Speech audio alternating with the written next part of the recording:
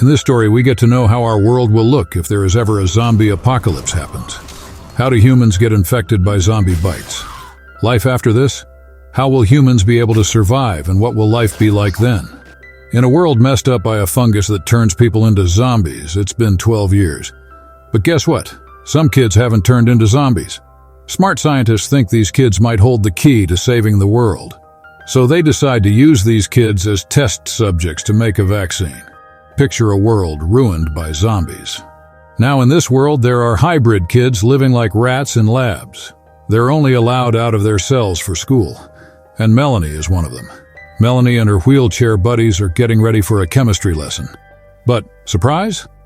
Melanie wants her teacher, Miss Helen, to read a story instead.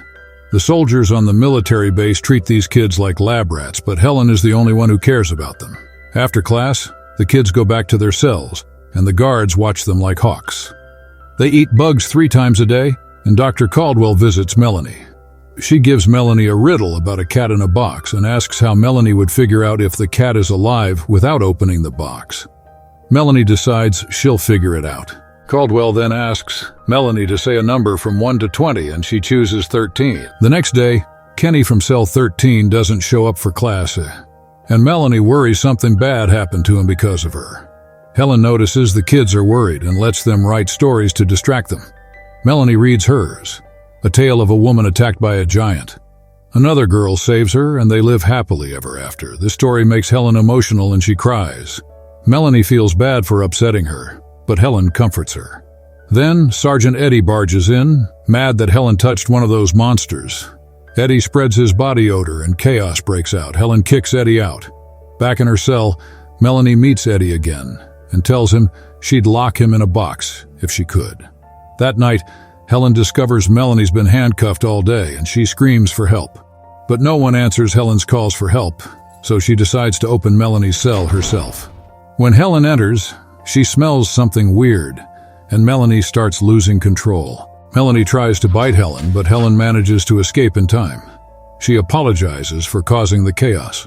The next morning, Dr. Caldwell visits Melanie again and asks for a new number. Melanie chooses her own door number, even though she knows something bad might happen. Minutes later, guards show up to take the kids to class. Melanie is told she won't be joining her classmates. Instead, she's taken outside the military base and sees hundreds of zombies trying to break in. Eddie takes her to Dr. Caldwell's lab and Melanie is given a sedative. When Melanie blacks out, the doctor and her assistant release her from the wheelchair and put her on a stretcher for experiments. Helen shows up and says she won't go along with this anymore. Caldwell talks to Helen calmly but then sprays her with pepper spray and calls security. The doctor explains that Melanie is essential for the vaccine and sacrifices need to be made. Suddenly, the security alarm sounds. Zombies have broken in. While dealing with the attack, the doctor cuts her hand and flees as her assistant turns into a zombie. Melanie, being half zombie, isn't attacked. With a scalpel, she frees herself from the stretcher, runs out and finds soldiers fighting zombies. Melanie bites 2 guards attacking Helen. Afterward, she collapses, and Helen carries her out of the war zone. Just as zombies are about to devour them, an army tank appears. They hitch a ride far away from the base. In a safe place, the sergeant realizes Melanie is in the vehicle and prepares to shoot her. Helen shields Melanie with her body, opens the door, and lets Melanie escape. For the first time, Melanie is free and unsure what to do. She sits on the lawn as Dr. Caldwell insists she needs the guinea pig alive for experiments. When Melanie's teacher comes close, Melanie admits she did something bad, biting the soldiers. Faced with this problem, Eddie comes up with a new plan. He suggests the group go to the nearest military barracks for supplies. Helen asks about embassy employees, and Eddie says they're presumed eliminated. The kids are safe because the hungry ones, as they call the zombies, don't attack humans. Melanie is made to sit in the outer seat of the car to avoid risking an attack on the team. During the journey, they stop at a riverbank for water and get surprised by zombies. While soldiers try to hold them off, Helen rushes to free Melanie and hides her in the vehicle. One soldier gets bitten, starts transforming, and Eddie shoots him to keep the survivors safe. After the threat is over, Helen explains the situation to Melanie. The hungry are infected by a fungus transmitted through bodily fluids. When they bite someone, that person transforms too. The team decides to continue on foot to London because a bullet pierced the fuel tank. During a break, they decide to enter houses for food. The area is full of zombies, so they use a scent-blocking gel and must stay quiet. The team manages to move forward and encounters an infected woman with a baby carriage. They freeze to avoid attracting attention.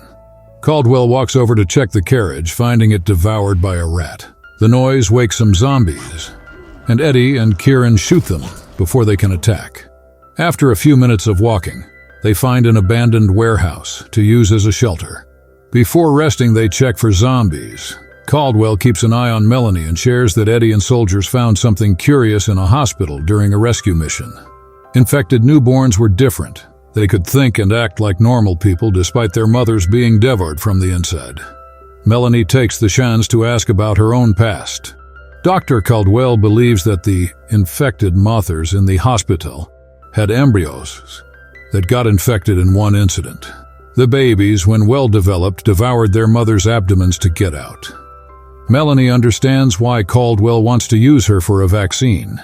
Meanwhile, Helen eliminates a chained zombie in the facility. After checking, the group decides the shelter is safe and takes a break to rest. That night, while everyone sleeps, Helen gives Melanie clean clothes and promises to find food in the morning. At dawn, Eddie realizes there are zombies outside, making it unsafe to leave. Melanie suggests going outside to distract the zombies.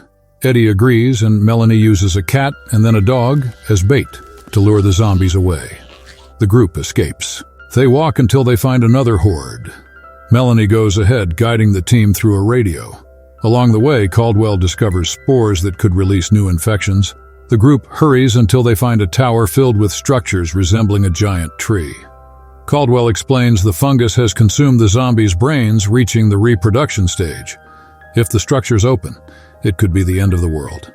Ahead, Eddie finds a mobile laboratory, protected and powered by sunlight. Helen searches for food, Eddie tries to communicate with the military barracks, and Kieran goes for supplies. Melanie, getting hungry, goes hunting. After eating a pigeon, she falls asleep. When she wakes up, she discovers a group of wild children in the building. Also hybrids, but never learn to communicate with humans.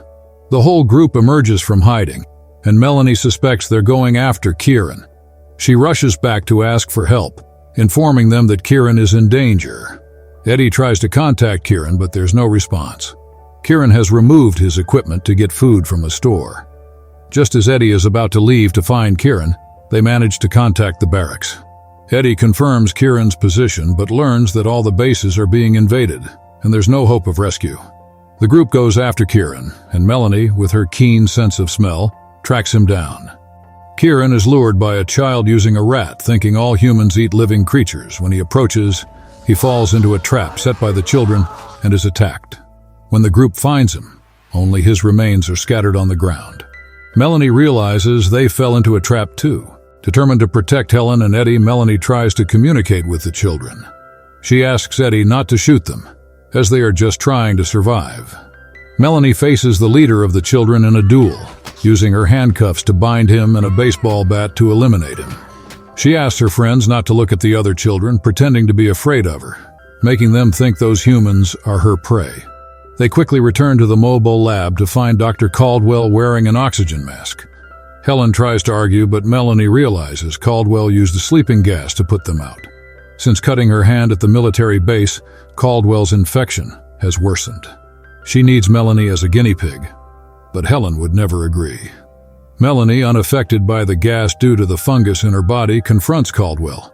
Caldwell uses emotional blackmail, saying that without Melanie's help, everyone not in the second generation of infected will turn into zombies.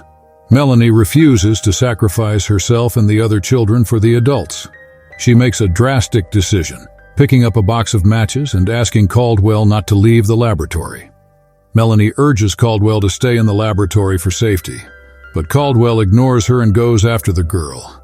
Melanie quickly heads to the tower surrounded by fungal spores. As she approaches, the doctor is surrounded by hungry children and eaten alive.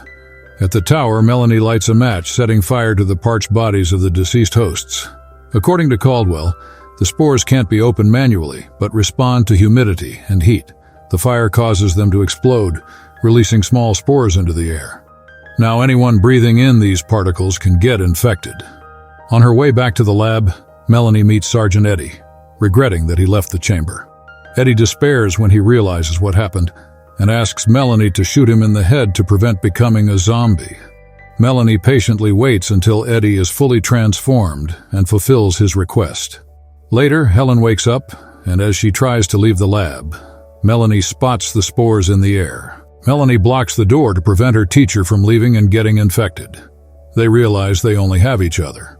A few days later, Melanie meets other young people who lived with her on the military base, and they join together to attend Helen's classes.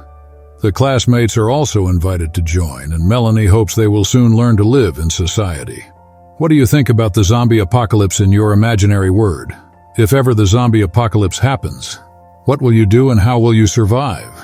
Tell me in the comment box and subscribe to the Discover list for as fantastic videos.